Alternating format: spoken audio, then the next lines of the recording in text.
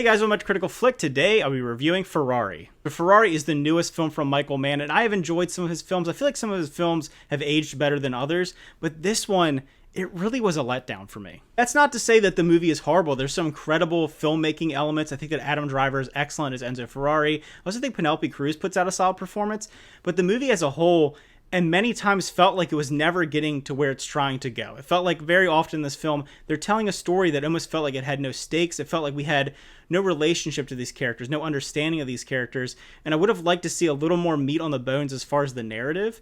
By the end of the film, when it ended, I was like, well, that's the end of the movie. It was like one of the weirdest experiences when I was very hyped to see this film, and then by the end of it, it just felt like such a letdown. As we expect from Michael Mann, I do think the film was well shot. They use a lot of interesting lighting, a lot of cool cinematography, some really cool set pieces where you're seeing it filmed. It feels very lived in, very authentic. It's taking place in 1957, and you never meant it feel like you're pulled out from that. It was cool seeing the vehicles. I felt the race scenes were a little underwhelming, but that's having seen so many good race movies the past few years that I felt like the movie just never hit on full cylinders. I felt like it was always being pulled back a little bit, and I would have loved to see more of a big film out of this. The movie felt fairly slow in its pacing, and like I said, I never felt fully invested in these individuals. I felt like some of the more impactful moments in the film were the interactions between Cruz and Driver and their performance together, because they are, very bombastic together. They're clashing against each other. They're trying to fight for their company, and it's sometimes the relationship and everything that's going on there. So I felt like those stakes were the only things that I really cared about in the film,